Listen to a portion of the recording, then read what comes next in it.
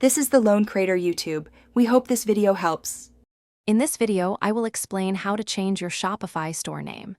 There are two distinct names you might want to update: the public-facing name your customers see, and the internal name you use to identify your store within your Shopify admin. Understanding the difference is key. We will walk through the straightforward steps for modifying both, ensuring your brand identity is consistent and your internal records are accurate. This process typically takes only a few minutes to complete. To change the name customers see, begin by logging into your Shopify admin. Once inside, look for the Settings option, usually found in the lower left-hand corner of your screen. From there, select Store Details. You will then see a section labeled Store Profile, where you can easily locate and modify the store name field. After entering your new public name, remember to click Save to apply your changes. This ensures your brand is presented correctly to everyone.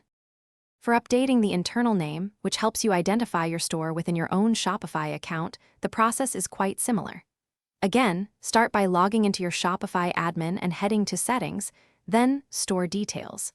Within the Store Profile section, you will find a field often labeled Legal Name of Business or sometimes Store Name. This is where you can adjust the internal identifier, make your desired change, and save it. It is crucial to remember that changing your store name in Shopify does not automatically change your store's URL or domain name. You will need to manage that separately if desired. Also, be sure to update all your branding assets, social media profiles, and marketing materials to reflect the new name. If the change is substantial, consider informing your customers. Maintaining consistency across all your online presences is vital for a strong brand identity. Thanks for watching. Consider subscribing if we helped you.